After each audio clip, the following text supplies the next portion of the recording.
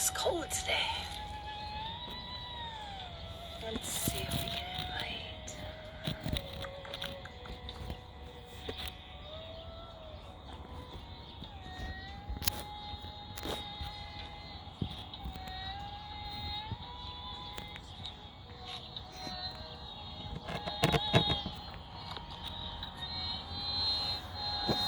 Alright, I don't know why this is not going right now.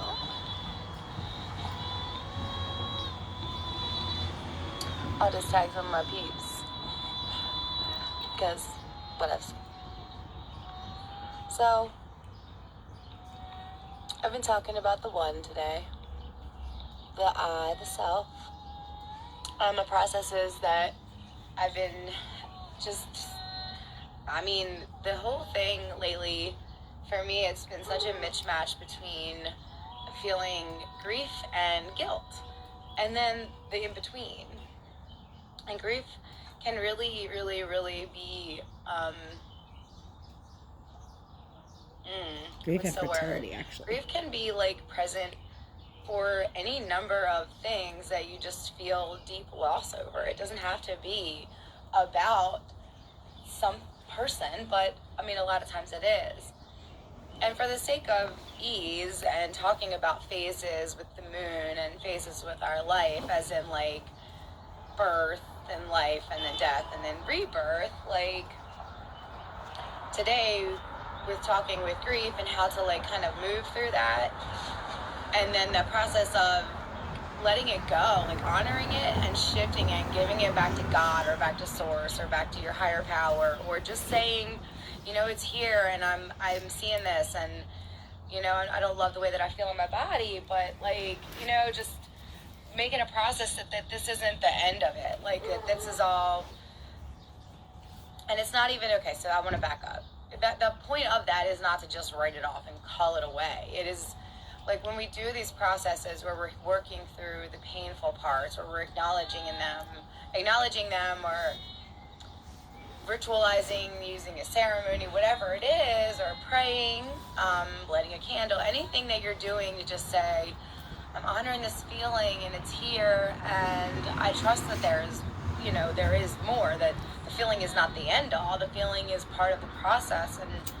And then it's the third part that I want to get to, that I'm connecting to the fertility part, is this similar to what we do when we know we're pregnant, you know, like once you know it's in there, you kind of just leave it alone, and you think well, you think good thoughts, you eat healthy, you move your body well, and you just trust the process.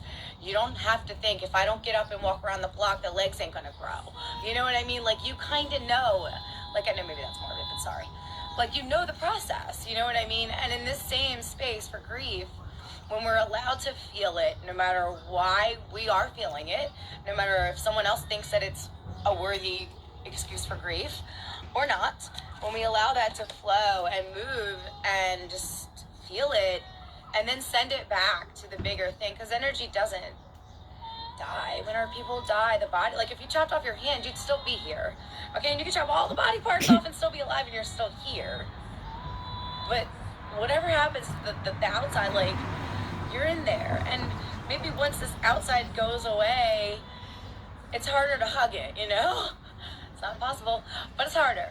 And you know, it's harder to grasp that because we don't practice that understanding. The same as the intuition, we don't practice playing in there.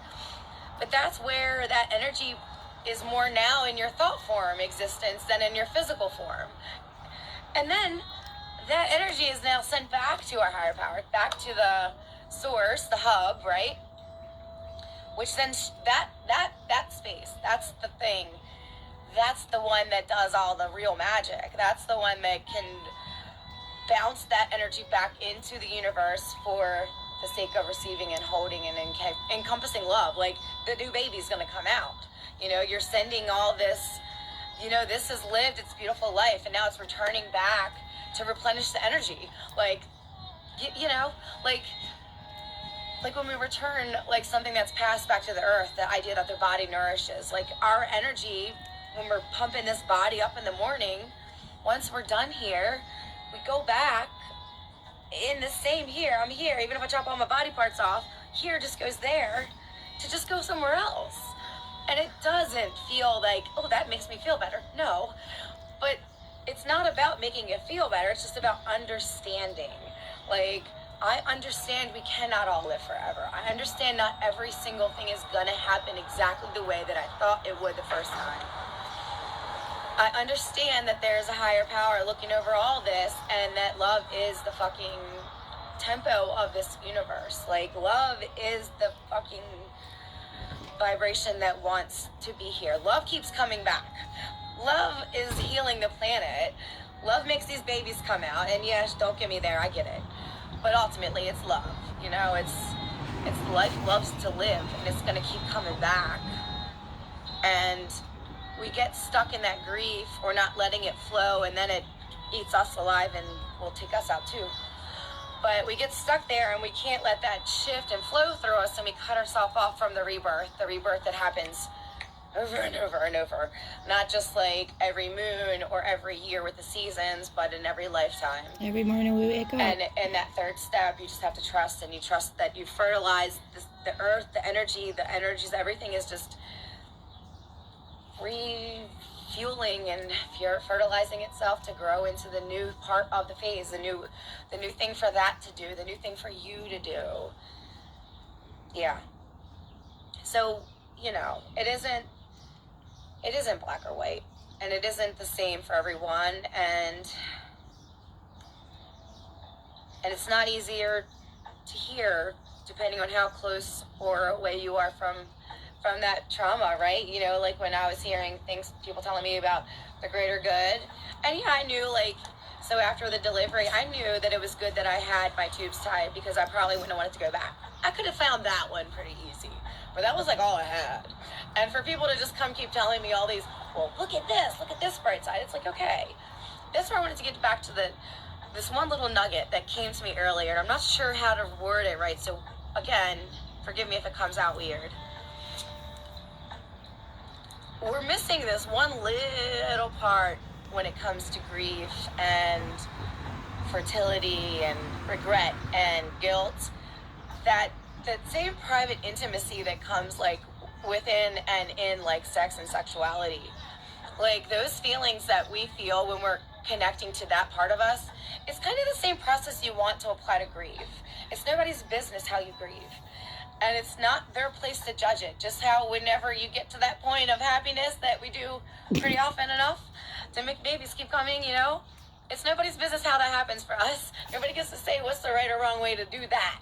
You know, this is kind of that. That's just the more fun, explosive part versus this is the part to send it back to go to start the whole thing over, you know? And I know, like, you know, plenty of people have shame and regret around that too, and we don't have to touch that. I just mean the whole, in the grand scheme of things, it's a private, personal thing. People don't walk up to, hi, I'm grieving today, or I've had an orgasm today, how are you? You know, some things can be a little closer to the heart. And in the sake of, the same way when that baby's growing, when women are first pregnant, they tell very few or no people. And then once the more they get trust they get, the more trust, the more obvious it shows itself. Now it's Facebook official, right?